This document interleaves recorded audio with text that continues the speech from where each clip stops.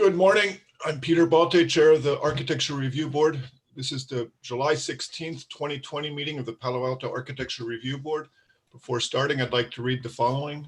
Pursuant to the California Governor's Executive Order N-2920, this meeting will be held by virtual teleconference only with no physical location. Spoken comments via a computer will be accepted through the Zoom teleconference meeting. To address the board, go to zoom.us/join. Meeting ID is 970-9873-4671. When you wish to speak on an agenda item, click on raised hand. The moderator will activate and unmute speakers in turn. When called, please limit your remarks to the time limit allotted. Spoken public comments using a smartphone will also be accepted through the Zoom meeting application. To offer comments using a regular phone, call 1-669-900-6833 and enter meeting ID 970-9873-4671. When you wish to speak on an agenda item, hit *9 on your phone so we know that you wish to speak. Okay, with that, we're ready to start the meeting. Could we have a roll call, please, staff? Yes, Chair Bolte. Present. Board Member Hirsch. Present. Board Member Lee. Present. Board Member Liu. Present. Vice Chair Thompson. Present. Okay, we have a quorum. Thank you. Thank you very much. Next item on our agenda is oral communications. Do we have any members of the public wishing to address any item not on our agenda? Do we have any speakers, Vin? Chair Bolte, we do not have any speakers this morning. Okay, thank you very much. We'll go on to the next item, agenda changes, additions, and deletions. Staff, can we have a report on that, please? No changes at this time. Very well. Let's move on to city official reports. Again, we have a upcoming ARB schedule and attendance record. Anything coming for us, Jody?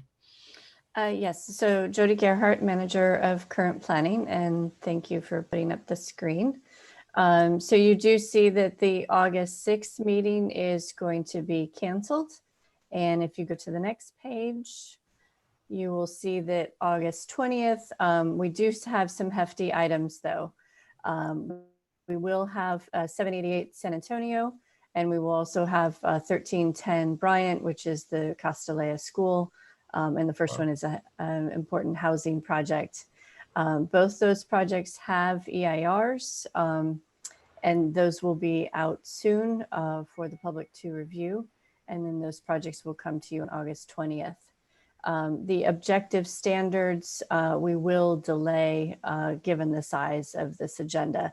So objective standards will go on the early September agenda. Are any board members not able to make this meeting? It seems like an important one for everybody. Okay, is that it, Jody? Yes, thank you. All righty, we're going to move on to our first action item. Item number 2 is a public hearing, quasi-judicial, for 656 Lytton Avenue. Recommendation on applicant's request for approval of a minor board-level architecture review to allow for revisions to the facade of existing multifamily affordable senior housing facilities and other minor site revisions. Before we get started, do we have any disclosures to make? Anybody want to do something? Alex, any disclosures? Yes, I visited the site and I looked at the color board at City Hall. Thank you. David, any disclosures? The same, visited the site and City Hall. Thank you. Grace, any disclosures? Same on my side. Visited the site and saw the samples. Thank you very much. Ozma. I have no disclosures. I did not have access to any. Thank you very much. I will disclose that I also visited the site and looked at the color board in City Hall. Thank you. With that, can we have a staff report, please? Good morning. I will pull up the presentation in a second. I also received an email from the applicant saying she was having trouble joining the meeting. Vin, do you know if Edwina Jean Lewis is currently on the call?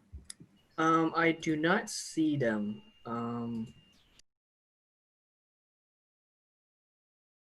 attendee link. Did you invite them to the Outlook meeting invite? No, I sent them the meeting ID as it is published on the ARB website. Okay, yeah, that should work as well. So I'm not too sure. Earlier I did see someone pop into the attendees list, but then they left shortly afterwards. That could have been them.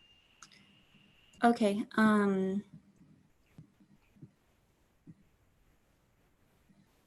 Jody, you're on mute. Why don't we hang on just a minute then and try Okay. and get them online? I will email them as well.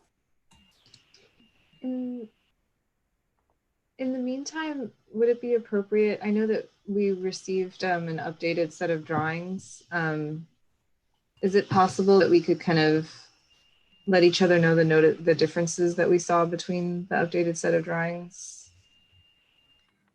I think Osman, I'd rather just follow the normal process here. Okay. It's important to do that. yeah, the drawings that I received were intended to be presented by the applicant. But let's give them maybe another minute, Jody, and then we get started.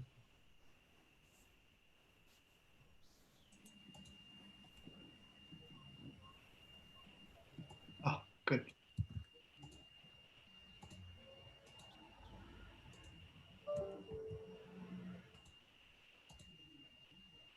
Okay, I was just able to send off the email a second ago. Emily, I think you should get started. They'll sign in as they do. Okay. So this is the application for 656 Lytton Avenue. It is a facade change and updates and improvements to Lytton Gardens 1. The project location takes up most of the block with frontages on Lytton Avenue, Middlefield Road, and University Avenue. What is outlined shows Lytton Gardens 1, however, Lytton Gardens 2 is this area below it. That has been removed from this application with the expectation that it would be improved similarly to Lytton Gardens 1 at a later date. In terms of the context, Lytton Gardens is similar to the surrounding residential 3 to 5 story, many other senior home type of buildings. Also in the area, there are 1 to 2 story medical offices. Lytton Gardens is a significantly larger building in terms of massing than the surrounding buildings. For background, this project went to preliminary review in front of the Architectural Review Board on August 16th, 2018. Some notes from that meeting includes that the board preferred the existing shingle to the proposed smooth hardy board, and additional details were needed for how that material would be joined at the corners. There was concern that the colors were too bright and that the existing shingles had a warmer tone than the proposed board colors. It was noted that the entrance should be emphasized as the design, the entrance kind of blended in with the rest of the building.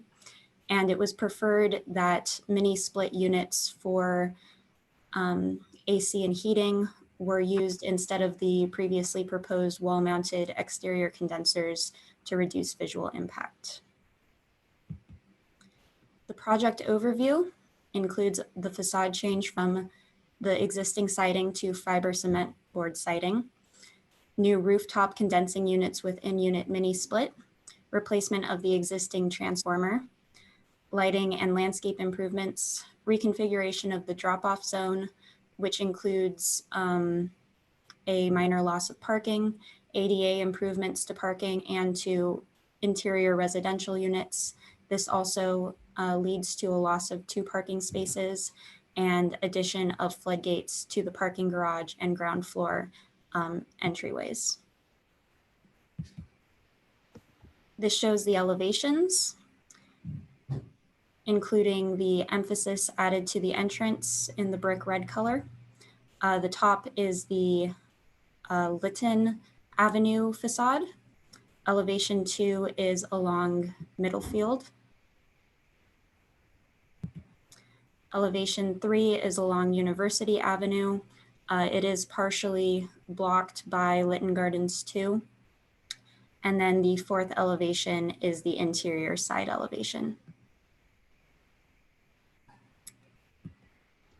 Some key considerations are the colors and materials. The proposed color is Allura wood siding, or the proposed siding is Allura wood textured board siding. The colors are mainly brown and neutral. The siding will be paint grade and painted with the colors that are on the materials board and are posted on the board at City Hall. Brick red flat siding is used to emphasize the entrance, and the ebony slate color is used for the window and door trim. Compared to the existing facade, the 3 colors break up the facade more than the existing shingles, which are just the one natural shingle color. The trim color is similar to the existing, which is a dark green. This is a dark bluish gray. And as I stated earlier, the brick red is used to emphasize the entrance on Lytton Avenue. Another key consideration is the air conditioning units. They will be rooftop mounted, and they will be screened from the street by the existing 4-foot parapet wall. The image in the upper right corner shows what the units will look like inside of the building. And one of the changes that the applicant is expected to talk about during her presentation is that the vents are not needed for this type of unit. So the vents that are shown on the plans as being in the exterior upper corners of the windows and shown in this detail are actually not required. The recommended motion for this project is to recommend appeal based on the findings and subject to conditions of approval. And that concludes my brief presentation. Thank you, Emily. Jody, do we have the applicant online yet? Yes, if Vin can bring them over, Edwina for sure, and Emily, I don't know who else. Maybe Edwina can let us know. Yeah, I think we were expecting the landscape architect, but I don't know their name, actually. To my colleagues on the board, typically we go through a round of questions, and I could see quite a few here. However, I'd like to push this along quickly so Ozma has a chance to comment after the applicant's presentation. So with everybody's consent, let's move directly to the applicant presentation. If they're, Okay, Edwina, if you can please unmute yourself, you may speak. And it looks like Stuart may want to be moved over. Edwina, if you could unmute. Hi, I will not be giving a presentation. Stuart Lyle will be giving a presentation. He's the president of SGPA. I think he's on the call. Okay, and is there anyone else? I think Kareem, the owner, is on the call. And I think that's about it.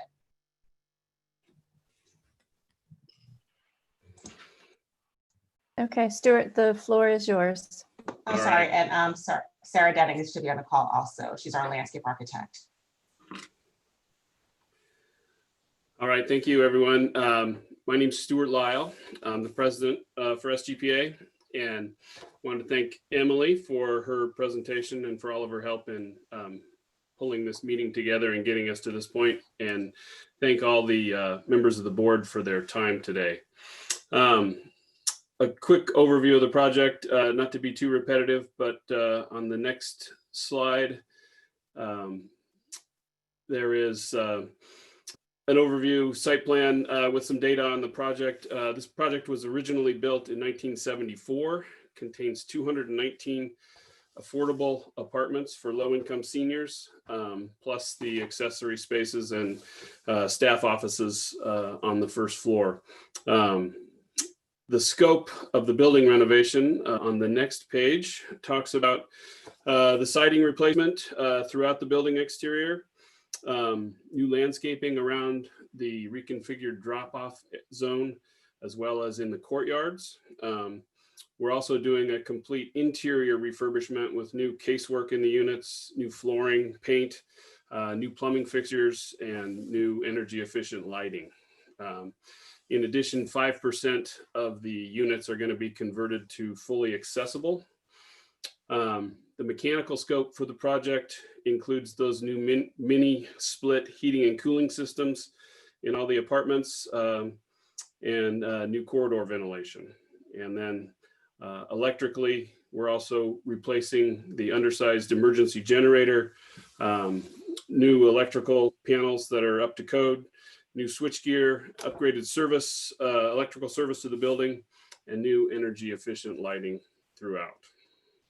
On the next slide, some pictures. The building's located in a residential neighborhood. I think you're all familiar with it, fronting on Lytton Avenue, Middlefield Road, and University Avenue. Currently, the main entrance is on Lytton, with the entrance to the garage for the residents and staff is also on Lytton, along with the drop-off area, which allows for direct access for residents and visitors to the main office space, as well as the lobby. The next slide shows some pictures of that current wood shingle siding, which has a limited useful life of approximately 5 to 7 years, which necessitates frequent replacement.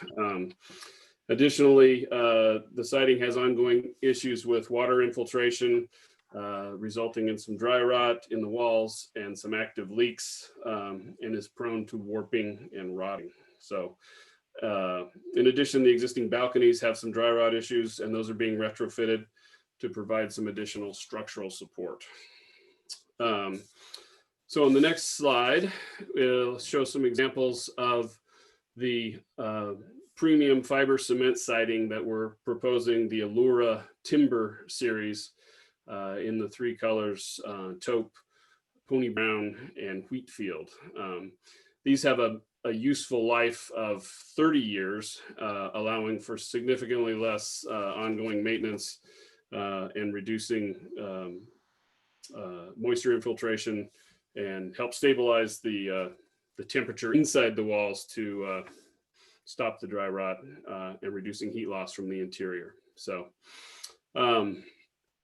at the main entry, we're planning on using a smooth fiber cement siding. You see in the lower right-hand corner, that's the brick red color, to emphasize the entry and to help provide visual clues for the residents and others that this is the main entrance to the building, and break up some of that facade. The ebony slate color 4 up in the top right corner, is used for the metal coping, for window frames, and for the balcony railings and balcony posts. The next slide, we included some pictures of homes in the neighborhood that we used to help select those colors. We tried to find colors that had some basis in the neighborhood and that would fit in.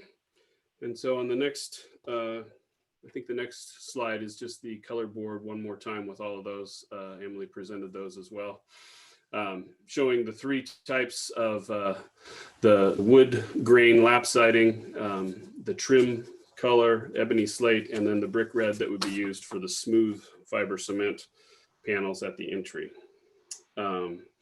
Next slide. Emily described the elevations, and it is, a relatively long linear building. So we're trying to emphasize some of the different planes. If you see the building footprint down in the lower right-hand corner, there's a lot of ins and outs on the building. So we're trying to emphasize those different planes with different colors as we go around. And I think the next slide is just the interior courtyard elevations. Trying to break up the mass and make it a little more visually interesting and less monochromatic than it is now. The next slide shows, I guess, one more to get to the entry. Yeah, this shows the exception to that, where we are proposing to use the smooth fiber cement siding in a larger size panel in 4-foot modules that would help to draw attention to the entry, distinguish it from the remainder of the building. We're also conscious to how seniors react to color and how they see color, and we want this to be a visual, wayfinding clue for everyone that this is the main entrance to the building. So the next page shows some of the details. There were questions about how the corners were going to be detailed. All of those ins and outs on this building result in a lot of interior and exterior corners. The exterior corners are going to be detailed with a laced prairie style corner. So instead of a corner trim board that those die into, they're going to be overlapped on alternate courses and then trimmed to fit.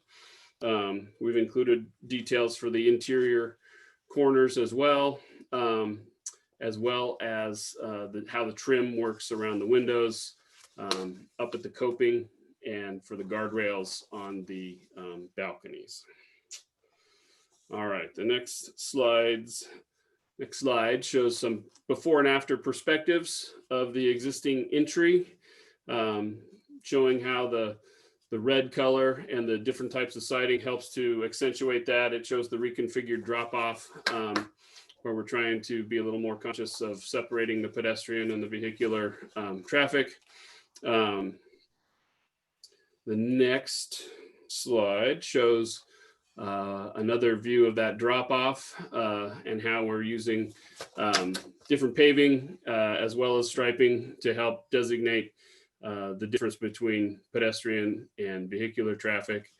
And then we start to show some of the courtyard interior photos and how we're trying to designate. Let's go to the next couple to show those interior courtyards. Sarah, our landscape architect, is here, and she'll be able to talk a little bit more about the landscaping and so on in the courtyard. But we're trying to create, a design that's appealing to seniors, that provides stimulation for the senses, supports memory, areas for walking, contemplation, gathering, and other recreational opportunities that are appropriate for seniors. Next slide. I think there's maybe one more of the courtyard aerial views. Excuse me, Stuart, could I interrupt you for a second, please? This is Peter, Yep, the chair. You have 10 minutes to speak. You've been at it for 9. I think we'll have more questions, so you could finish your presentation that way, but I'd like you to wrap it up within a minute so Ozma Thompson can have a chance to offer her opinion. Yeah, absolutely. Okay.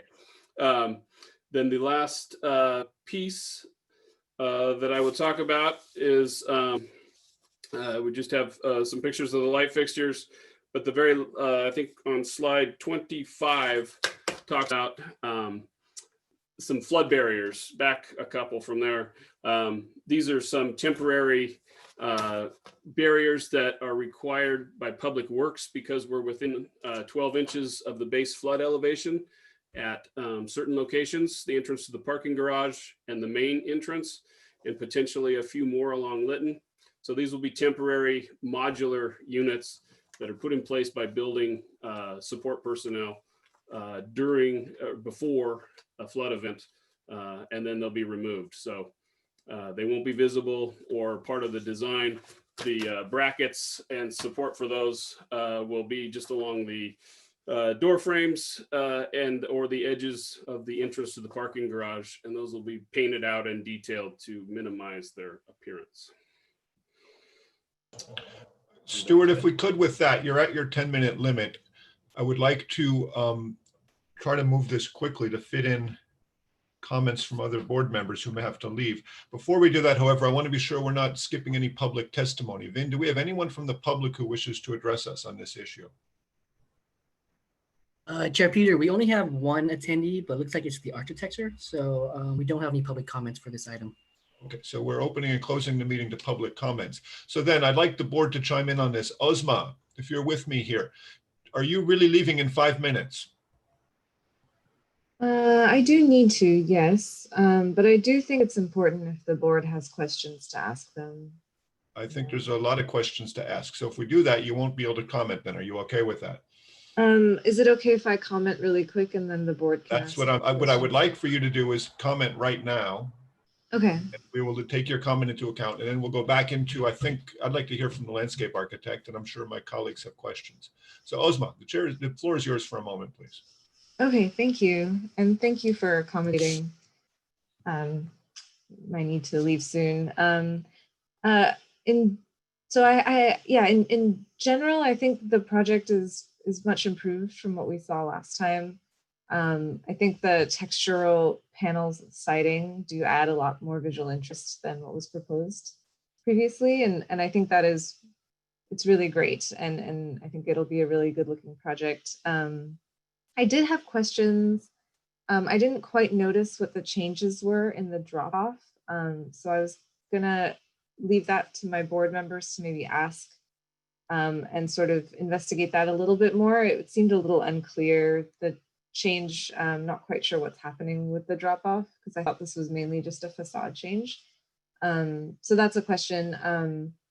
These flood barriers, I understand that they will be detailed to be minimal. I guess I had a question on if this extra channel that's getting added, does that happen on the inside of the door or the outside of the door in terms of visibility?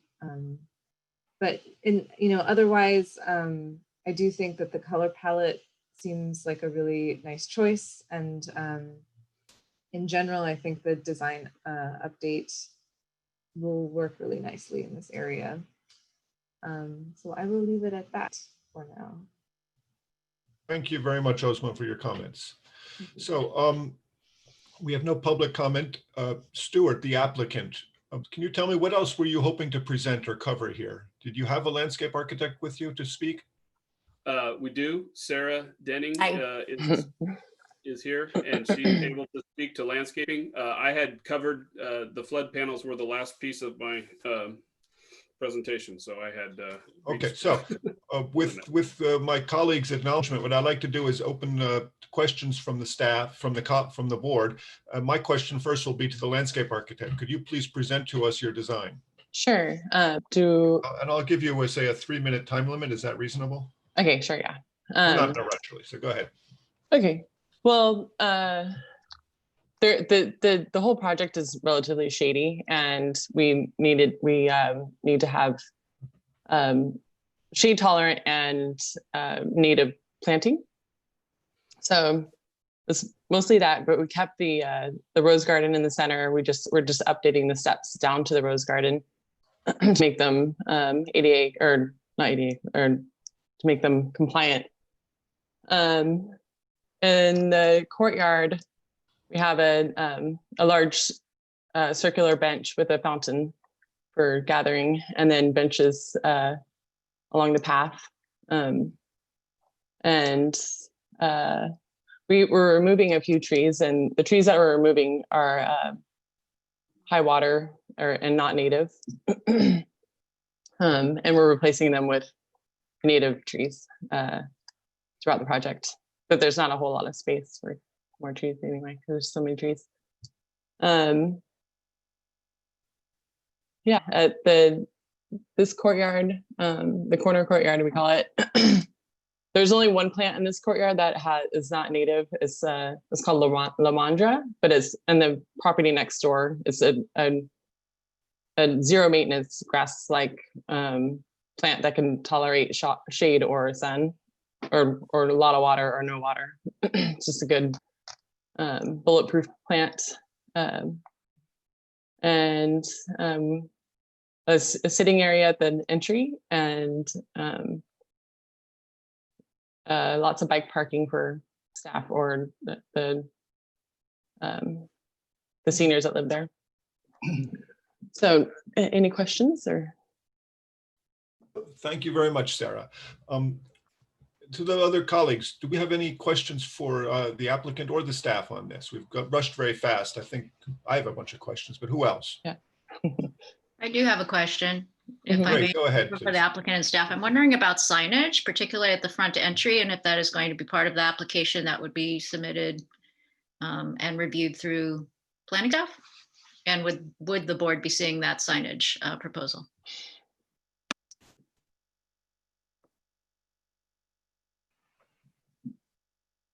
Grace, that's the staff or to the applicant? I'm happy to hear from both. I just didn't see a signage. I saw in the rendering, it said drop off and then the existing conflicts. And so I'm just not sure if that hasn't been designed yet or if how that will come to the board. I think we're just gonna keep the existing signage. So if you're looking at the landscape plan right now, on the corner, bottom left corner, you see a little rectangle, that's existing signage that we're moving. And then the building has a couple of pin signs on them that say Lytton Gardens, and we're basically keeping that and adding it onto the new siding. So it's a stainless steel pin mounted signs that are throughout the front entrance. There's one basically a little bit further to the right that you can't see right now because the plan is cut off, but it's basically above an entryway to the door. Emily, is that stuff shown on the plans?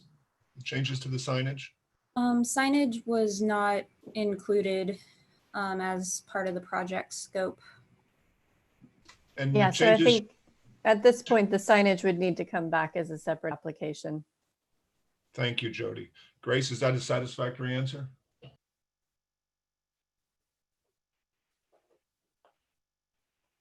Grace, does that answer your question? No, sorry, I was nodding. Yes, that's the question that I had for them. Thank you. Yeah, So I was looking at the mute button too closely and didn't see you. So So The Edwina, only other option is that if the applicant wanted to add in signage, it sounds like it might be minor in nature. We could make that a subcommittee item if they so choose. if we're reusing the signage, do we have to resubmit? Because basically it's the same signs that we have right now, and we're just moving the location, or we can keep it in the same exact location that it is. If you're moving locations, it needs a permit. Okay, and if we're keeping it, then we don't need a permit and we don't need to go through the process of having planning. So I think Correct. the option is just to keep the existing signage, and that's what we're showing currently in our construction plans. that's right. That's why Grace is asking the question, because frequently applicants Okay. like to change the signage. No, we're not changing it. So the bottom left-hand corner is existing, and that's basically where it is now. And we have a signage in front that the drop-off area. And so we'll be keeping the same signage, taking it off and reinstalling it. Okay, I don't think you're looking at a big deal if you want to change it. It doesn't, speaking for myself, I don't see anything objectionable or an issue, but it does need to, you do need to follow the process. So, Okay. any other questions from the board? Yes. David, go ahead. Yeah, on the university side, there's presently, I think, two paths to the gated entry. One of them is removed, I believe. It's the one that goes downtown, going towards the center. Is that a plan here? I realize that one of them is likely to be handicapped accessible. The other one may not be. Am I making a mistake in what I recall being the pathways to that gateway entry on university? I believe that, yeah, I took over the project after this layout was made, and I would have to look at the original topo plan, but I can't remember why that was removed. Maybe because it required steps, so it was too steep, and maybe just a cost issue. Let me look at the. Let's see if I can find this one.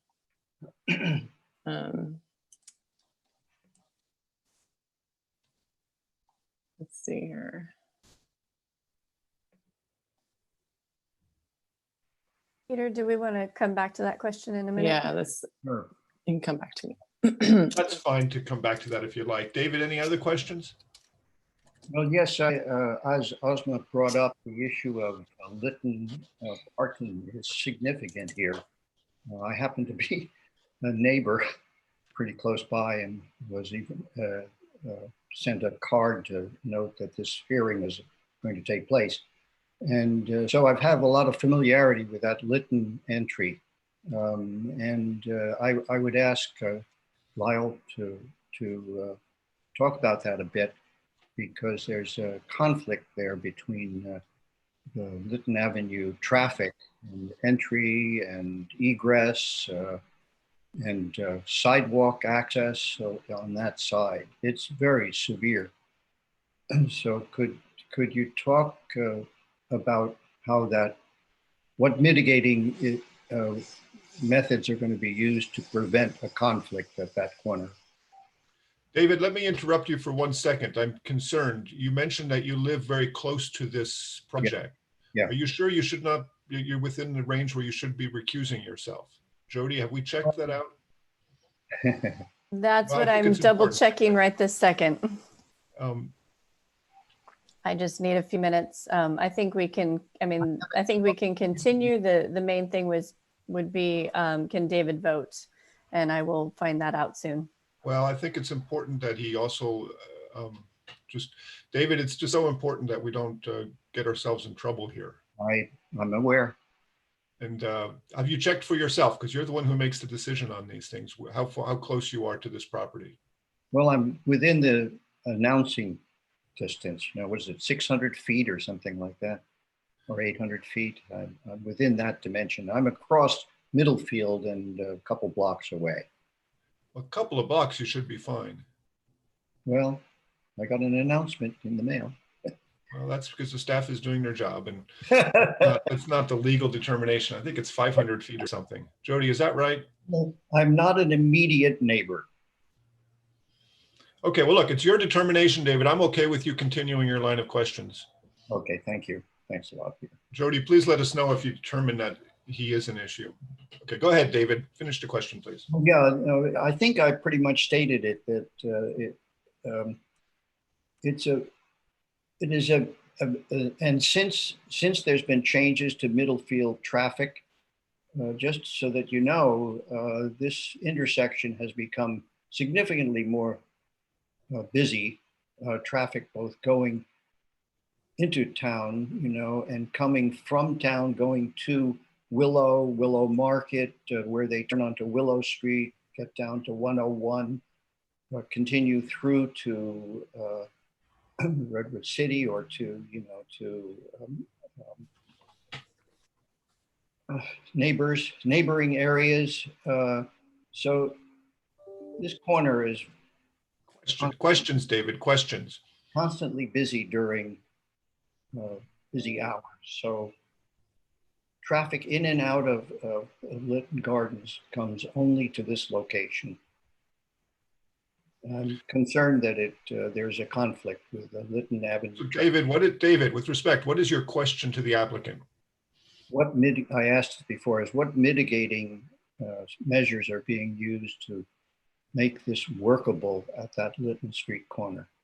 Okay, so to the applicant, can you answer that, please? Well, we haven't been able to change the location of the drop-off or the location of the curb cuts, which are in their existing location. We're trying to more clearly delineate areas for drop-off and pedestrian. I think right now it's a singular plane of pavement, and that sometimes there is overlap between the pedestrian sidewalk and the parking area, as well as the loading zone. So we're trying to delineate those more clearly to eliminate those conflicts. We can't address the volume of traffic and drop off. What we do know is that typically the staff changes and resident traffic is not coinciding with rush hour traffic, and that the management has worked to try and schedule deliveries and those types of added traffic to off hours, again, to avoid the the rush hour traffic. But that's the extent of the mitigation that we can accomplish with this design. Can you So- be more clear, please, when you say you're going to change the markings on the pavement? Are you planning to do something to delineate the sidewalk from the roadway in a more specific fashion? Yes, the sidewalk is clearly scored and done with a separate type of paving versus the paving for the vehicles. And then we do have the striped area for loading and unloading so that the cars are not pulling up too close to the curb and avoiding conflicts with residents. So there's more room for people to wait and or load along the entire length of the loading area, as opposed to just in front of the main entrance to the building. So we're extending that to allow more efficient loading. So the change is to increase the striping where the loading takes place, is that right? Correct. That's But correct. there's no change to the demarcation between the sidewalk and the pavement of the roadway, of the drive alley. Just a change in the scoring. It's just a material or a visual change to that delineates different sidewalk pattern versus the driving pattern. That's correct. Isn't that the way it is now?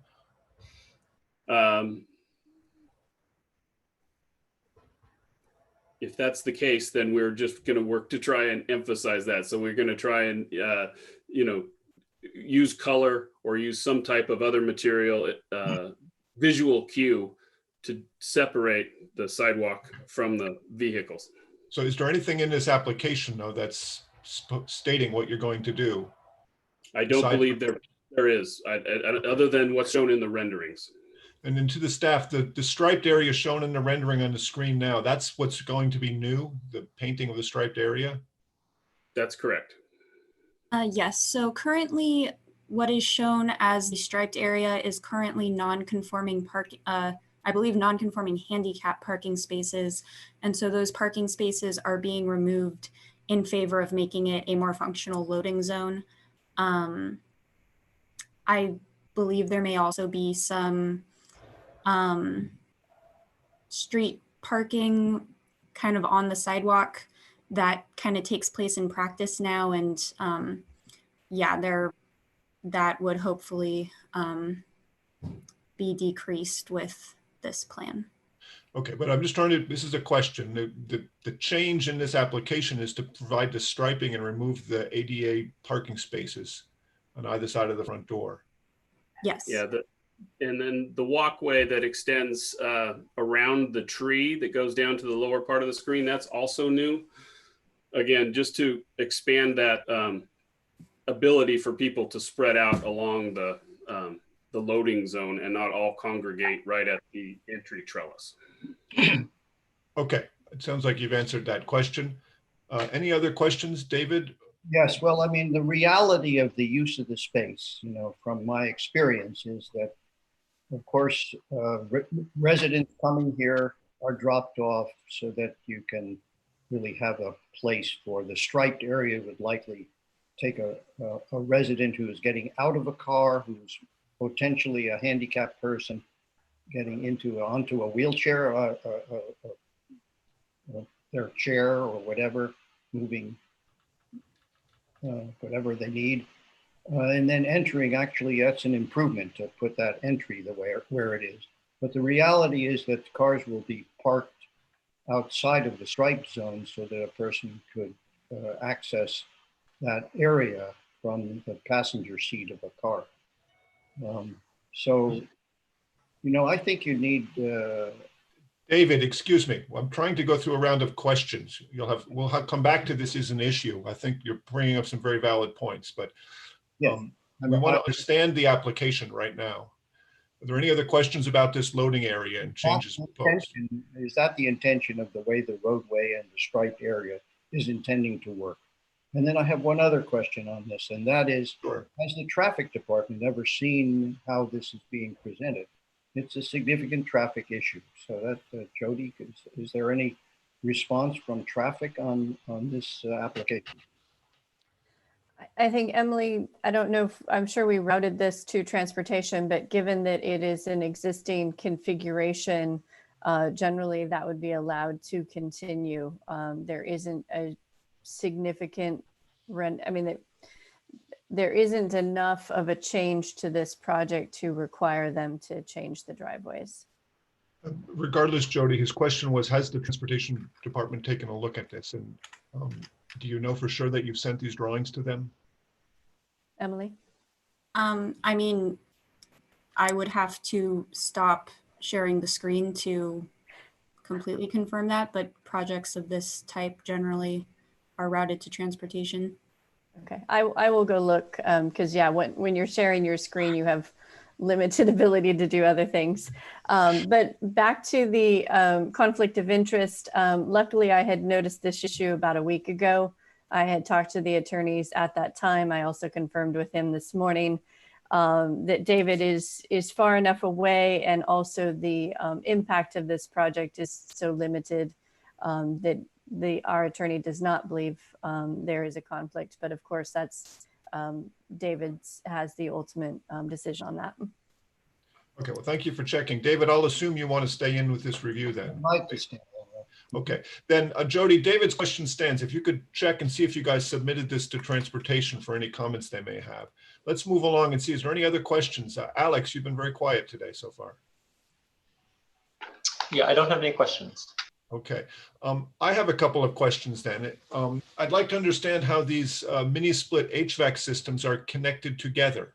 I understand the units in the apartments are only visible from the interior. I understand that you don't need that ventilation grill that you showed on the drawings. And I understand that you're having the condensing units up on the roof. How are they connected? Is that connection piping visible? Yeah, the piping is not visible. It comes down through a piping chase in the wall to the units, as well as the condensate drains from the roof also are routed through the walls, and they drain into either landscape planters, dry wells, or are connected directly to the storm sewer. So all of the piping is concealed within the walls of the building and the units. So there should be no visible cracks. And you guys have checked that really can be done without being ridiculously difficult. We have done renovations of this type before, and that can be done. Okay, because I think that's very important that you do not have exterior pipes. So I want to be clear about that. I then have a question about how you're proposing to miter the corners of the siding on the exterior. If this is a textured fiber cement board and you saw cut a beveled edge on it to lap over the other one, how do you treat the edge of that saw cut edge? You know, you'll then be left with the rough cut edge of fiber cement butting against this textured pattern. The overlap, as opposed to being butted together, they do overlap. So there will be a smooth edge, you're correct, that will be exposed at that end. So, but the feedback that we received before and was that the corner boards was not an appealing measure. So this is the direction that we took in order to make it more appealing. I don't know that if it were rough sawn timber or lumber siding, it would be a similar condition. I'm not sure how we can mitigate that. I'd be happy to study it. Fair enough. But I don't have the answer. Okay. Another question to the landscape architect. Do you have any particular screening in mind for the new transformer, which is being bought above ground? I can plant some shrubs that will, some native easy shrubs that will go around there. I just found out about this yesterday. Let's see, it's up there. That's what we have there already. Yeah, right there. The civic mist. Actually, the shrubs that are next to it will work perfect for screening. It's they grow about 4 feet tall. They probably won't survive the relocation of the vault of the transformer, though, and so you'll need to put something around them. Okay. I'm just wondering if you'd already thought about that, or if it's something still coming. I thought about this yesterday. Okay. Well, just I will add them to the plan. Just a answer to that. I think there is a required 3 feet clearance around the whole transformer. yeah. So I don't think we can basically have overgrown shrubs that are overlapping to that clearance. So we have to be careful about exactly what we propose. And so the idea of planning around it may not be feasible. Uh-huh. So that, have you, to the applicant, have you considered what it, I mean, do we have a rendering of what that transformer will look like and how close it really will be to the drive alley? We do not. But it has been cleared with Public Works and it has been approved. So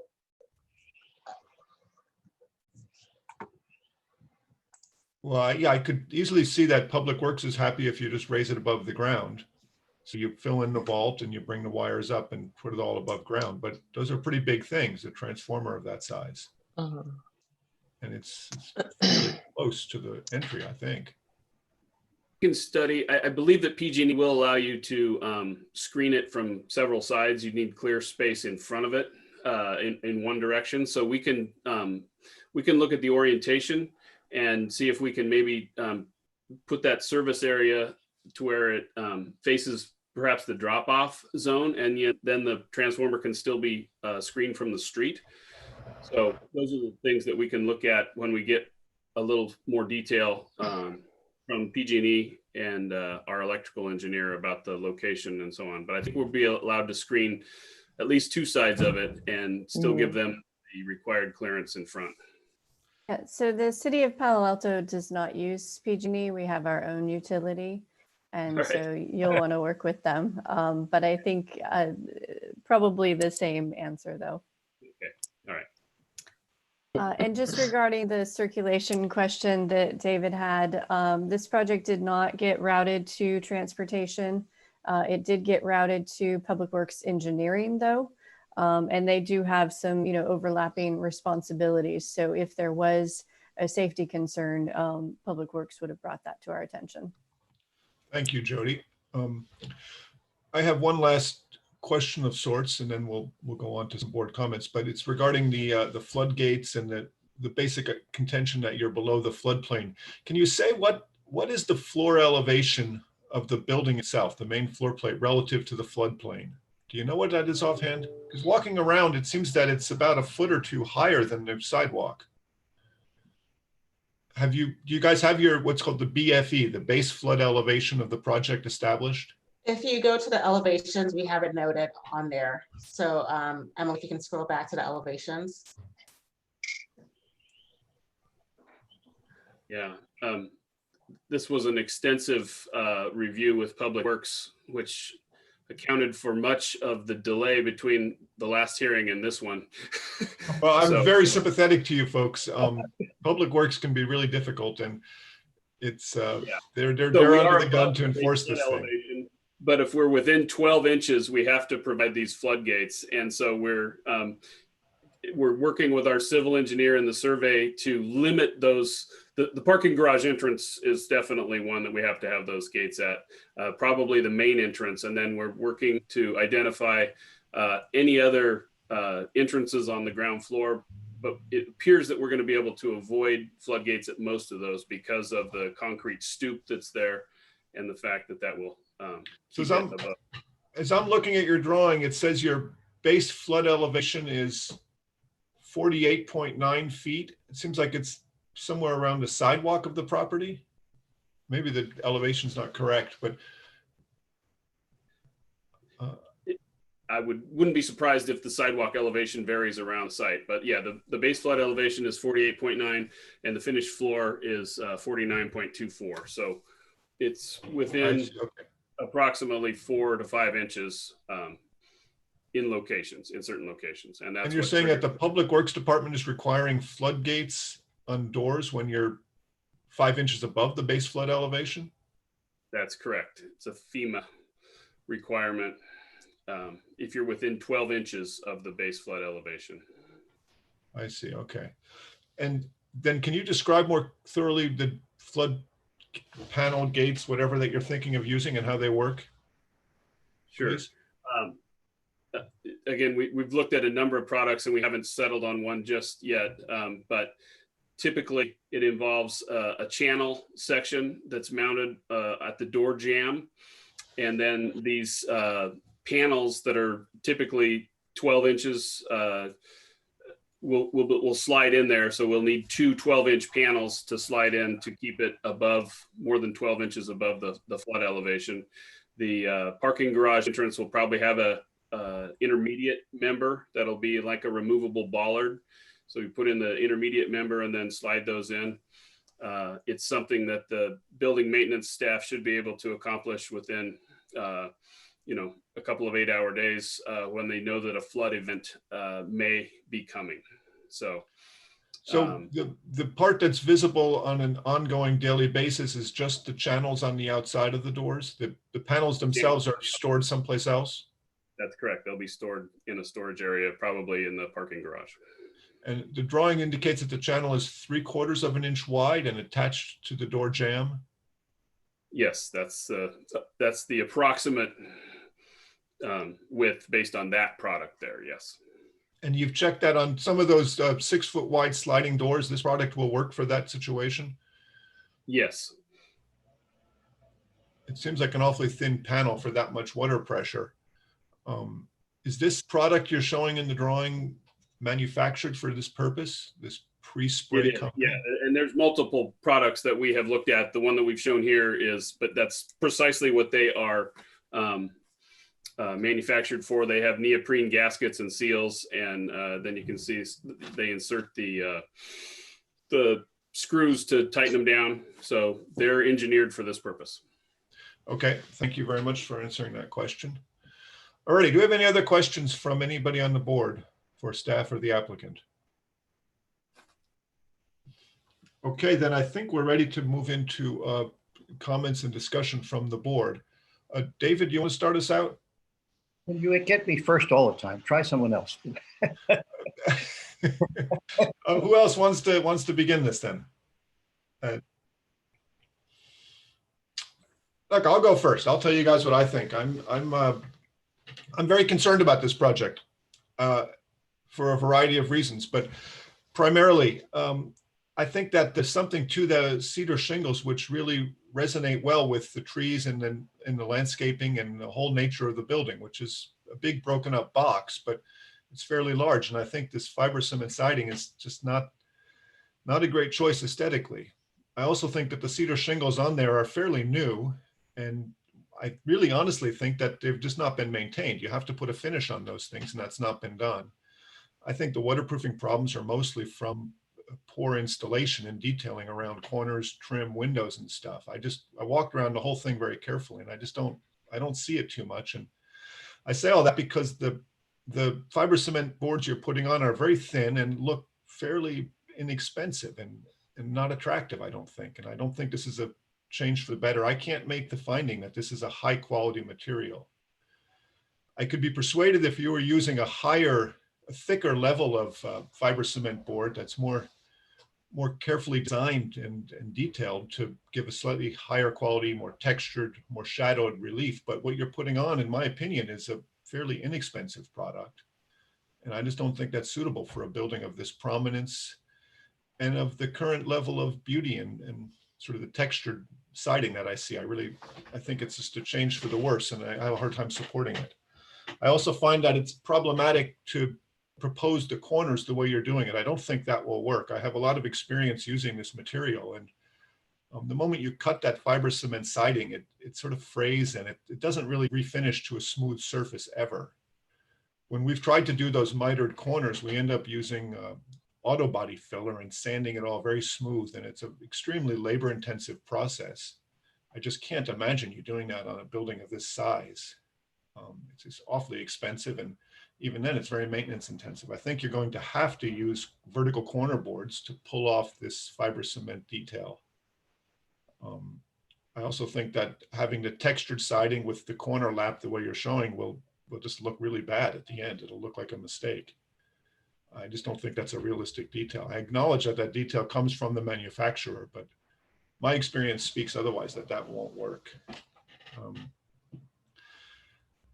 I suggest that you push back with Public Works a little bit about these floodgates. I know how challenging it can be to work in Palo Alto with all these competing agencies trying to tell you what to do, but I'm not sure that what you're showing will be very practical.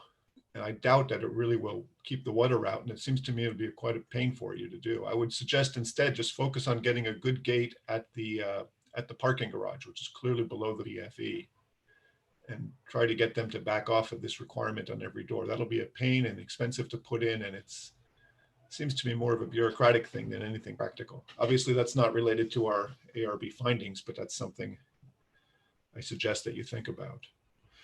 I find the colors you're proposing are fairly bright and almost cartoon-like to me, especially the yellow. I just think that's too bright. To me, it may well be that other houses in the neighborhood have that, but I think this building it's the better part of a whole block. And to me, the strongest thing I see is these beautiful redwood trees very close to the cedar shingles. And the green trim, all of that just seems to hold together pretty well. So I'm just not really in favor of the changes in color as well. I just found that bothersome to see how that goes.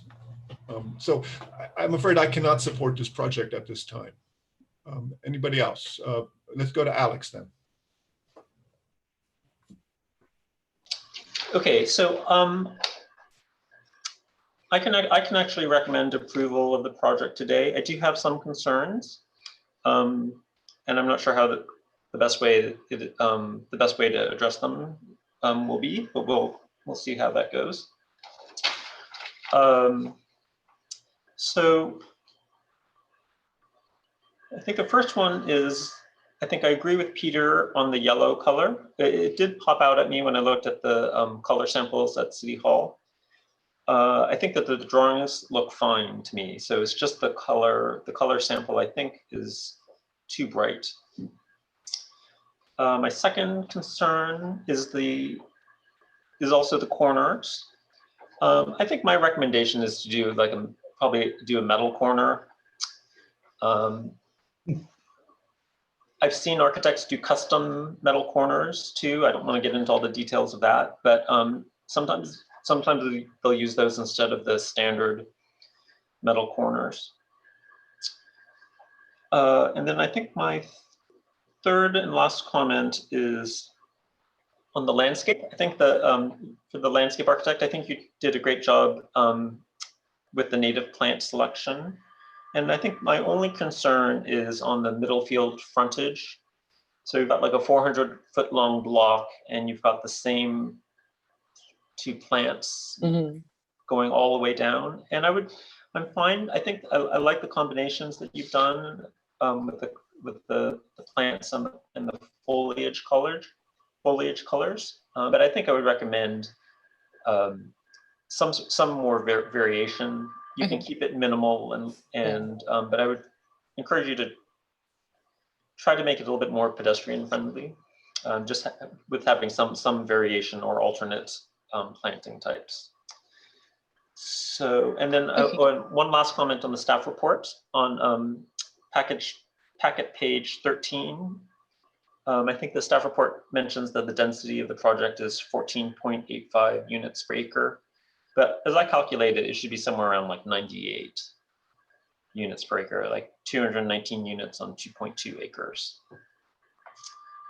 And then on the cement board siding, I think it's an environmentally preferable material. It's pretty typical for housing projects. It doesn't always look good. I do acknowledge that, but we have it on a $4 million house right next to me, and I'm hard pressed to say that it can't be acceptable on a project, like on a multifamily project, if we have it on so many houses. So so then it just really gets down to like how it's detailed and designed, and everything that I've seen, with the exception of the mitered corners, I think looks good. So that's where I am. We'll see where the rest of the board is on this one. Thank you. Thanks, Alex. That's very clear. Grace, would you like to go next, Absolutely. please. Happy to speak next. And I just want to thank the applicant and planning staff for this proposal. And I did look through the preliminary and saw some changes there. I also wanted to thank our board for their comments from that August 2018 meeting. I agree with many of them that came forward. And my comments will be brief. I agree with the three who've spoken so far. And I am happy to support this project for approval, particularly to come back though with a subcommittee on a couple of items. So to kind of look at the big picture, it's something that Chair Balte mentioned, that this corner at University and Middlefield and Lytton, it really is the gateway to downtown. And I've always thought of it as a quiet corner, partially because, well, there's a couple things. It's a very large building. However, there's this wonderful mature landscape that comes around it. It recedes, even though it's a very large building due to that, the beautiful shingles. Now, having said that, I do also want to note that this is affordable senior housing with, thank you, Alex, of a density. And I just want to say, turn the corner, Webster House is right there. These are two projects that are so important to our city in terms of being, for us to be stewards and the applicant to be stewards and staff to be stewards of this important city block. So having said that, I just wanted to think about that material. I feel that given just what kind of projects this is, its importance to the city, my feeling is it's too bad the shingles don't have that lifespan. It's important that we actually have a material that will last. It's also a wonderful situation with the mature landscape around it, that we really think about how that new proposed siting might recede and really think of the context as a whole, and be this quiet corner gateway and just this wonderful presence for us downtown. So given that, I support the new material. I understand that, we want a material that's going to last for 30 years. We want to make sure that's maintained and properly. If it is going to be that hardy board, and just in terms of the corners, I do think it's important for that detail to come back to a subcommittee, just a partial representation of our board, 2 members. I don't think we need the 5 members for that. However, if it is a detail for siting to come together at a corner, perhaps you can also bring precedents or some case studies to show, or photos, just to convince and illustrate to the subcommittee members. Regarding the colors, I absolutely agree. The wheat field, when I went and saw the samples and when I saw the renderings, I see them on screen, it's just too bright still. And I remember from the preliminary, that was a comment, the colors are still too bright. It was a bronze beige in the preliminary. I'm not sure if you saw a sample up close, but maybe you want that wheat field wants to return to the bronze beige, but something that is not quite so yellow. And since it is a very large building, even though you're using it only in pieces, I am worried about it. Just when you squint, that's all you will see is that bright yellow color. I'm fine with the Taos taupe and the pony brown. My feeling also is the brick red at the courtyard, at the entry, is definitely calling out the entry in a positive way. I wonder if there's an opportunity, and thank you to the applicant for talking about seniors and how they respond to color and wayfinding, both outside and inside the building. I wonder if you can find a place for some kind of an accent color for the residents. It's just recommendation that we have something like the brick red, since it's an opportunity to enhance the experience in the courtyard. The other piece that I wanted to mention is this lack of signage that's in the application. This is a minor and the scope seems rather limited, but it's a very large building, and the wayfinding and for seniors and their families and the community, to be able to have signage that you feel strongly works well with the rest of your palette and what you're proposing, it's a missed opportunity. That's not here, and it's not in the renderings, it's not in the elevations, and it's an afterthought. So I do, Jody, I hope that, that suggestion that maybe the signing application, or maybe it comes back with revised elevations to a subcommittee, is what I want to propose to the board to discuss. Let's see, and then landscape. So the only thing that I wanted to touch on with the landscape is, the bench looks great. Seating in a comfortable climate with lots of shade, and really thinking about where those benches are placed based on this building's been here since 1974, but some feedback from the staff and from really understanding your client and the use of where those comfortable areas are. I just hope that you take that time as you move forward with this application to think about comfortable places to sit, and that might occur also at the entry, since it is a rather large housing development, and there's often waiting that occurs for folks who need to sit, and maybe then you think about how the signage and the landscape and the seating occur together. So I'll leave it there, and thank you, and I'll pass the baton to David. Well, okay, so it was worth waiting till the end because, of course, everybody else's comments were significant, and I would like to agree with Grace on so many of the items she discussed and the way she discussed them. Signage, yes, I think it's lacking in the project, and although probably people who come here are coming on a time frame that they determine when they're going to be there and will be appropriately greeted with their relatives if that's the case. The entry is an issue here for visitors, and unfortunately I don't think that was really studied in great depth relative to other opportunities. I frankly thought that perhaps there could be an entry off of Middlefield that would have been better placed because it would work better with the lights, and this is a big transportation issue. And frankly, I watched that intersection. I've watched the visitors to the site and people who are coming with their relatives and getting out of cars and deliveries. And unless there's a signage that indicates when deliveries could be made and that parking should be off-site when it can't be, and where will that occur, has not really been addressed. So I would go back to the issue of transportation looking at this project and ask them to not put it aside, but to look at this very carefully. They did such a good job on the Middlefield issues. Now they should really look at this as a part of that as well. Speaking as someone who in the neighborhood sees the conflicts happening at that on site, it should be taken back to transportation and they should have a look at it. I also feel strongly that watching just the other day that people do use the entry that is from the university side that goes towards downtown quite significantly, even if it's a bit steeper than the one that goes to the intersection of Middlefield and University.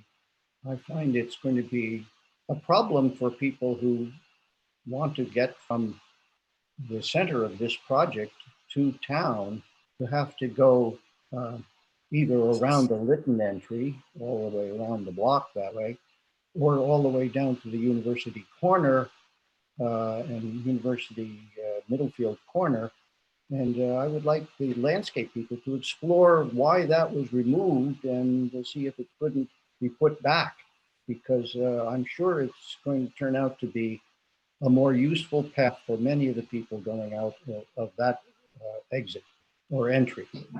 In terms of the bigger conflict here, yes, this building is an introduction to Palo Alto, and it is in a style that, as Peter noted, the old shingles really are representative of that era. There's a really wonderful project, Hizachi housing across the street, and people look at that and say, gee whiz, is that really a part of Lytton Gardens, or Lytton came as a result of that and used shingles? Because it's a real issue to change this project to a very different kind of aesthetic, where the planes are now introduced as colors and introduction of the red as an entry point versus the whole building having a single shingle look. For me, that was the first question. And I went back to look at shingles, and yes, you know, they last about 50 years, and then they need to be replaced. But in this case, you see, if you look at the shingles on the inside in particular, you see how worn they are. But I would have liked to have seen a study made of, well, this is why we had to change from shingles to siding like that, because it's such a significant change of the exterior of the building. And I'm not convinced. So I come down more strongly on the side of Peter and retaining the shingles, because it is very much the look of this building and should not be discarded unless you absolutely prove that financially you could not possibly continue with shingles. And I think that shingles last quite a few years. If you really look back to the years that the shingles have been on this building, and they're still functioning. There are leaks. Well, where are the leaks, and where is the real problem here? I'm bothered by that as well. As to the colors, I guess the one color is a bit bright, and I accept Grace's comment about that. That if everything is going to be according to what the first comments were, which I was not around for, where the colors were asked to be muted as shown in neighboring projects, then that one is really brighter than what you would normally see in that neighborhood. I like the red again.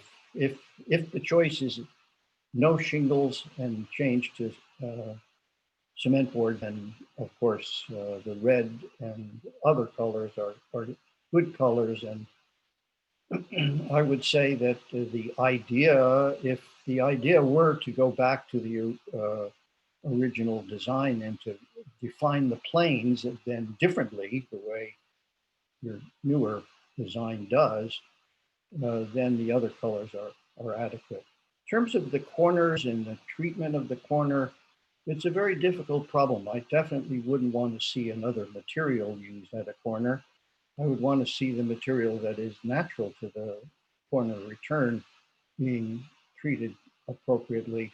And I have used this material. It certainly can be cut straight at the corner, so that if you had a butting corner where one material met the other, you could make that corner work.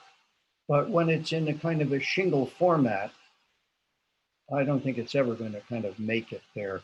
So I think that's a question that should come back to committee. Definitely needs to be studied in detail.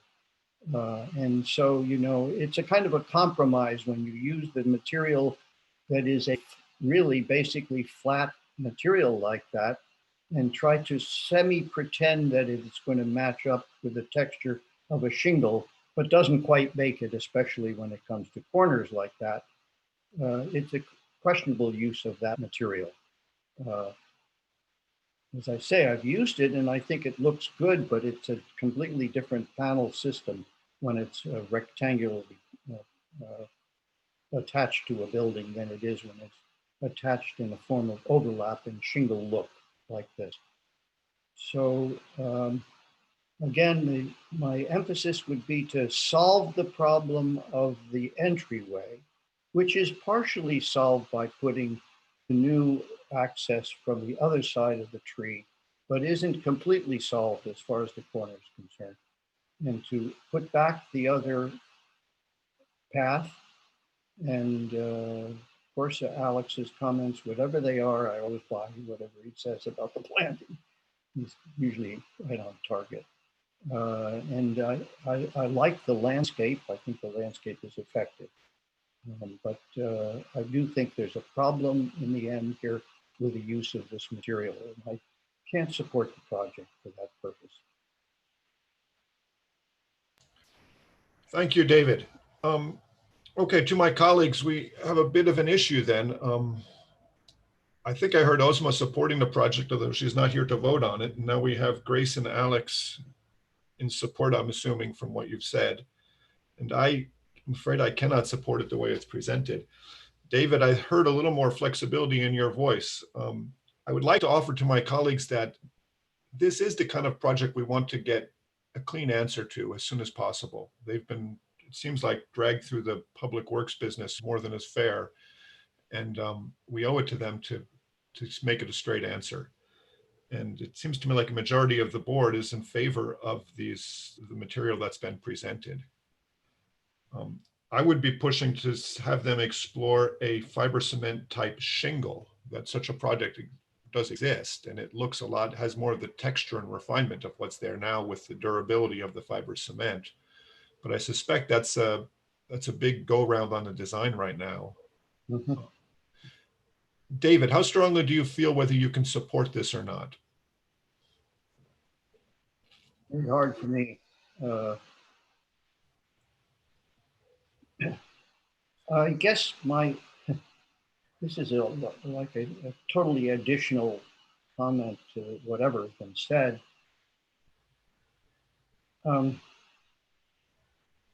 If it's going to be a panel like that, I'd like to see it be pure to the idea of those panels, rather than a textured panel. I'm sorry, what kind of a panel? I'm conflicting with myself a bit about it, but I don't like the imitation kind of quality of it. So for what it's worth, I've used this product on very similar type projects. We've done other things like this, and our experience was that to use the fiber cement, we wanted to use the thicker product. James Hardy Company makes one called Artisan. It's 3/4 of an inch thick. It has a very sharp shadow line. It's also very smooth, and it does, like Alex mentioned, have nice fittings you can use at the corners. It has a very contemporary look in the end. And I think our initial feedback to them was to keep this sort of subdued, how does Grace put it so great and so nicely, reseating quality to the building. And that product probably wouldn't do that. It's a more dramatic kind of thing. The textured siding really forces you to have corner boards. I don't believe there's any way to do it without that. Maybe the metal fittings Alex is talking about, but they tend to be of a different texture again. So I think it's just inherently there's some problems there. The corner boards maybe are okay, but we would want to see that drawn up and stuff. The shingle fiber cement is very expensive to apply. It's one shingle at a time, and fiber cement is a hard material to work with. I can understand where the owners of a building like this just are reluctant to go there.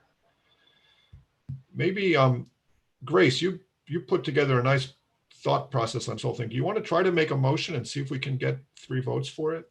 Yeah, I'd be happy to. I think we owe it to them to get this through. I did want to propose in our discussion that perhaps Chair Balte, you might assign the subcommittee members for this particular application to be yourself and David. Given just the two of you and hearing the discussion, I was going to, I move that we approve the project with the conditions of the following to come back to a subcommittee. And I can start that list if we're comfortable. Well, I'm just hoping that you can persuade David to vote with you. Okay. Peter, that's not fair.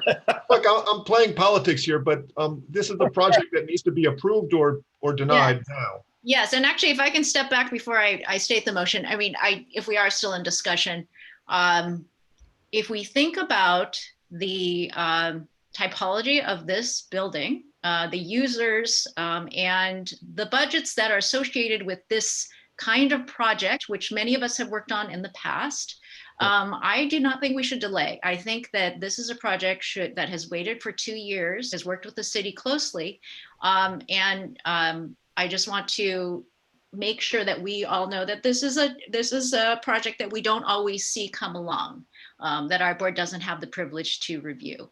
I think that the set was of high quality with some improvement at a subcommittee level would be a positive improvement to that corner at Middlefield University and Middlefield and Lytton And I do want to also make sure that we know the context, that there is mature landscape, that there's a setback there, and there's a pledge for maintenance by this user group to make sure that this is a project that is a positive presence for the city for a long time to come.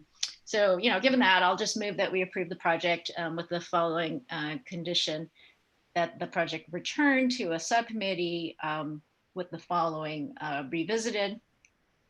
Propose another option for the wheat field color. And I don't want to prescribe, I just want to say that at this time it's too bright. That a corner detail or a few drawings that illustrate how the corner materials will come together with a detailed drawing, as well as, if possible, some kind of a photo or other projects where this product has come together in the corner in that way. I believe, I don't know these, and feel free to jump in others. I believe there was something about looking at the transformer screening in terms of how to screen that, as well as signage, proposal for signage. And I would love, I think subcommittee would benefit from elevations with some context around the signage showing the entry, as well as, every situation where there is signage on the exterior to be presented to the subcommittee. And that's all I had. However, perhaps others want to add a couple of other bullet points for the subcommittee to review. I think Alex had a comment about the planting on Middlefield. Yeah, well, why don't I second the motion and then we can talk about amendments. Okay, so the motion's been made and seconded. I had heard David had a request that this be sent to transportation for review. Just saying that that's what David said. I would offer a friendly amendment that that transportation have a close look at the access and egress from the Lytton side in order to determine if there are conflicts, if they need to be responded to by a time frame that driveway will be used, and the access to the building provided from that location.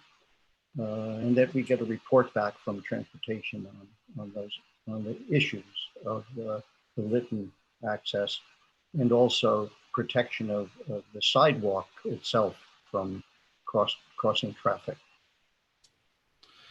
Okay, so that's a suggestion of an amendment. Grace? I can accept the amendment. I just want to be clear for the applicant in terms of and for the city. I think that there was discussion of pavement markings that were missing in a drawing, and I'm wondering if that's what we're referring to specifically. You add the pavement markings issues relative to those. Okay. Yes, fine. And I would like to add one other friendly amendment, and that is that the present landscape person explore the possibility of retaining, perhaps revising in some way, the pathway that leads from the university side towards the downtown. That it's a more convenient access to people who use this access quite frequently. And if they choose to go on a non-handicapped accessible route, that's certainly their choice. But the friendly amendment would be to explore the reuse of that path to downtown. So we have two friendly amendments proposed by David. Before we check with the mover and seconder, Jody, is the sending this back to transportation for review, is that realistic?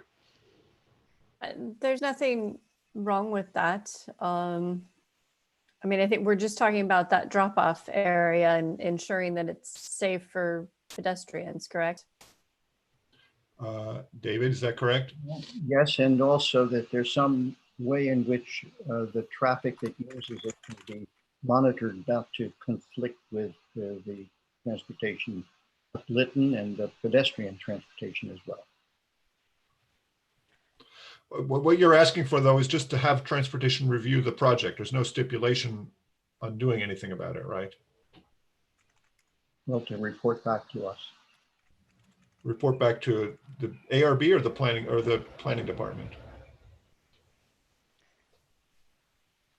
So if you're worried, are you worried about cars backing up onto the street? Is that part of the concern? Well, it's not backing up, actually, Jody. It's a passageway that moves all the way through, and then cars come back out closer to the corner into traffic.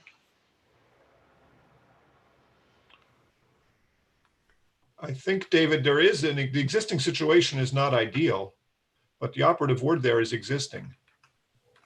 Understood. And the applicant's not proposing any change or improvement to that. So I think having the transportation department look at it is fine. They'll probably have nothing to say, though. Just want to be sure you're okay with that. Well, I'm not 100%. Okay, look, I think this is all just to try to get your vote for Grace. So Grace, are you okay with these two proposed amendments? Well, I just wanted to be clear in terms of how we write it, and I think what we're asking for, given this is an minor application with the scope that's described in the application, we're asking for another department in the city to review the application as is and provide comments to planning staff. That may be in a staff report for the future subcommittee meeting. Is that what I'm understanding? Okay. I would be fine with that. Friendly Alex? amendment that we're just asking that part of the city staff to review the application and provide comments to planning staff. And you're okay with the request about the pathway towards University Avenue? I think it's just to explore. The landscape consultant and the applicant will explore and just take a closer look at that path. I don't think it's prescriptive in any way. So you accept that friendly I would amendment? accept that. Alex, you've seconded this. Do you accept those amendments? Yes, I will accept the amendments. Okay, any other discussion to this motion? With that, let's have a vote then. Vin, could we do a roll call vote, please? Absolutely. Chair Balte, Opposed? No. Board Member Hirsch, I'll go along with it. Agreed. Board Member Lee, Yes. Board Member Liu. Yes. Okay, Vice Chair Thompson is out. Therefore, this motion carries 3-1-1. Thank you very much, Vin. Okay, the motion carries. I'd like to right now then assign the subcommittee to be Grace and David for this issue. Okay. Just so that's clear with staff. With that, we're done with this action item. So let's move along to pull up my agenda.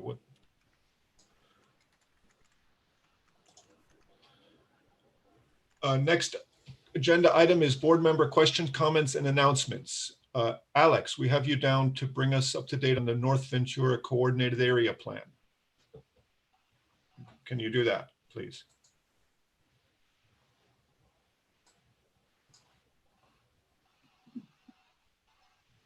Alex, you're muted.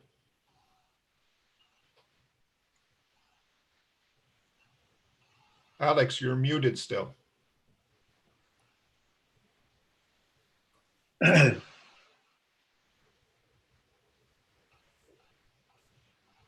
He's working on it.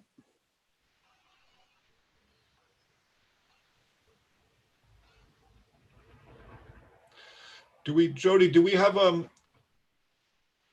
anything coming back to us about the prescriptive zoning standard committee work? The objective standards you're asking about? Yes, David and Oslo are working on that committee, right? Yes. So I had some conversations with the consultant just the other day. I'm going to talk to her again on Friday. I know that David had some conversations with her, and so that's good. We're moving that project forward. The committee is giving comments to the consultant, and staff will help the consultant work through those comments and see how to incorporate those into the draft that we ultimately bring to the ARB. And as I said, that would come to the full board in early September. I should have that date. Let me see. So September 3rd would be our hearing when we would talk about objective standards. And then I was just asking for the main board, if you take a look at the design criteria that we have now, that would give you a good basis for the conversation. When you get that packet for early September, then you would already have a very good background. And I know you were using that on a regular basis, but it's good just to kind of read through it and think about it in this way of, we're changing it from the standards that are currently there to this more objective standards that have numbers or, we could have a menu. I mean, there's a bunch of different ways we could tackle it because we do want to make sure that we're not getting cookie cutter projects. But unlike other cities, we also have this out that if you can't meet our objective standards, that you do have an out and you can go to the ARB and just be meeting the intent of the standards and go through an ARB process, the same as we do, very similar to today. So the other cities don't necessarily have that option. We will, of course, that's a little bit cumbersome.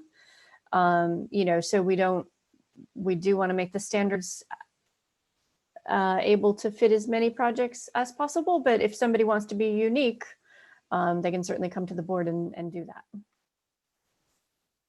David, do you have anything to add on that? You're on that committee. This is just a moment to report back to the board if you feel you need to. There's nothing on the agenda. So now David and Alex are both muted, so. Uh-oh, what's going on, Vin? I shouldn't be. There we go. There's David. Okay, thank you. My dog was barking. I'm sure that was the reason. He muted. It's a big task to begin with. It's looking over the entire building department issues regarding, the whole of the building code here. And so I'm kind of wading through it. It's a varied task because of the response is a kind of a varied response. In some cases, it's extremely specific. And I guess in some way that answers issues that might come up if it's not so specific, which some of the language clearly is in the previous building code. But it is a rewriting of the code in so many ways that I will tell you it takes a lot of time and thinking in order to go back and wade into it and try to think about comments that are appropriate. Before it's brought back to us as a board, I recommend that everybody go back and have an opportunity to see what is being changed and take a quick look at some aspects of that and see what they think as well. Because for us to come back and report on this, and then for the rest of you to react is not going to be a simple matter. My concern for one is the whole of the ARB process might in some future date be questioned, because of the fact that part of this aspect is to create a method for state housing funds to be used now without the process of ARB review. That's for SB 35. That's how it is explained to me. Jody, if I'm stating it wrong, please come back and correct me at this moment. Well, I think that the state has definitely, put in place new regulations that are meant to make it easier for housing projects to get through the process. Whether we like that or not, that's now a state requirement. Mm-hmm. And so what we do have control over, though, are these objective standards. Do we want to be conservative with the standards? Do we want to be more loose with them? that's where we can think through how we want the process to work. So we can have just, either fit in this tiny little box and all other projects have to go to the ARB, or you can, make the box medium size, or you make the box large sized. I think the consensus of this group was to try and make the box somewhat medium sized to at least fit a fair number of projects, and maybe have a menu of options so things aren't so cookie cutter, but they could still fit in that sort of medium sized box. So I think, that's the direction that we're trying to go. But of course, lots of conversations to be had, because we've got to dig into the details and really see what that means. So my comments, in general, there are some areas where I think the study is way too specific. And there's some other areas where it is expanded by the study with a new language. And I think there's some other areas where one has to go back and look at the old language, which comes from years of people thinking about the city of Palo Alto and commenting about it in a casual way that maybe needs to be a bit more specific, but may also require recognizing the history of it. So it gets extremely complex in this manner. And I'm concerned about those areas where it's almost autocratic, it almost dictatorial, that you will have X number of feet of this and Y number of feet of that. And so those areas worry me, and I'm making comments about it. And so I really request that the board, our board, take a close look. I recognize that some of you are even perhaps better intellectually in thinking about these things. So I'd like to see you not be divorced from this in some way because of the requirement that only two of us can look at this. So on the side, I suggest you must take a look at what is being proposed. Where do we see what's being proposed? So you have the previous agendas where we had the attachment of what was being proposed. I can make sure and send you an email that pulls these links back together. So we had previous agendas, and then we have the existing criteria that's in kind of each chapter of the code. It's in multifamily, commercial, that sort of thing. So I can pull together some links that show you those different chapters. And David's right, though. I mean, as you're reading through the existing criteria, maybe one of the things you can do is, make some notes for yourself. Like, does this criteria lend itself to one answer, or do we think we need multiple answers, for a given criteria? Because I think Jody, there's some sidewalk widths, I mean, El Camino has to have a 12-foot sidewalk. So that's a single answer. But of course, massing and the ins and outs of a building, you might need more of a menu for that. if you could send us, Jody, like you said, that link with that information, I think that'd be helpful so that whoever would like can read ahead on this. And I think given that we're not going to have that early August meeting, hopefully you have that time, already set aside where you could devote to that. Sure, of course, of course. Alex, do you have your microphone working again? No. Oh, did he get frozen? Alex, if you hit the space bar to talk, sometimes even when you're frozen, you can still talk. Alex looks like a robot that's had the power turned off.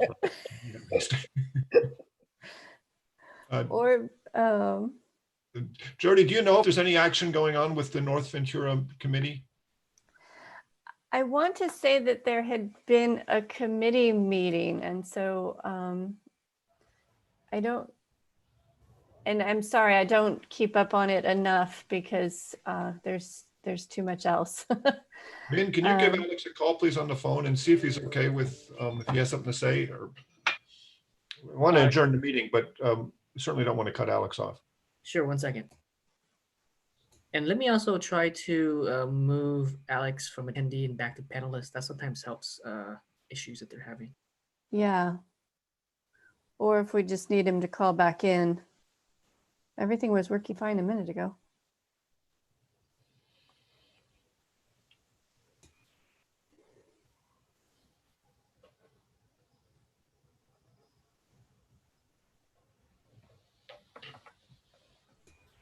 Yeah, it looks like Alex for sure disconnected because I actually can't even move him to attendee.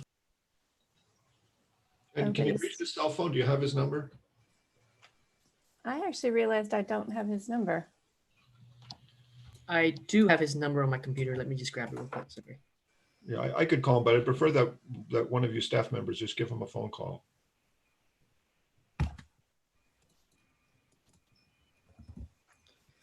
Okay, I'm calling him now. Yeah.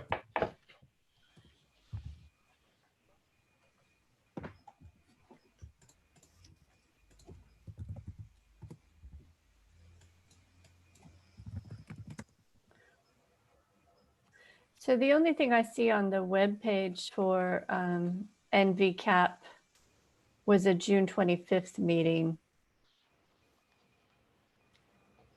So that's been some time ago.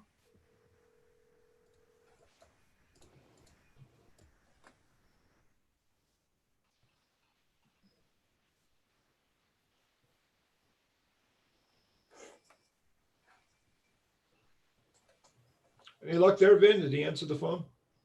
Yeah, I'm on the my, phone. My computer froze. Okay. Oh, well, we can hear him there. Yeah, I couldn't do anything. Okay, well, I have you on speakerphone and they can actually hear you through the speakerphone. So if you want to give a quick NVCAP update. That'd be great if you could do that, Alex. Sure. So there were two subcommittee meetings at the end of June, and we have two more coming up. So there's nothing new happening. It's basically we're trying to come up with two alternatives that will be studied as part of a CEQA review. And so we're trying to determine what are the two alternate. Is there any way the rest of the community members can see the alternates? Vin, maybe ask that question to him. Yeah, so there's nothing to see yet. We're trying to actually determine what is in each alternate. I see. It's looking like one alternate will be to retain the existing Fry's building, and the other one will be to either remove it entirely or to just to keep one, a portion of the existing Fry's building. Okay. Yeah. So as soon as you have something, it'd be good to see it, Alex. Stay tuned. But my understanding is that the last two meetings were very well attended on Zoom by community members. So they are paying attention. Okay. Okay, good. Well, I think the board would like to see something concrete when the committee has something to present. So we'll just leave it. Any other comments from this board? Alex, are we set then? Yep. Okay, thank you very much. Thanks for Alex getting back on, Vin. With that, we are adjourned. Have a great day, everybody, and a good weekend. Thank you. Thank you. Bye.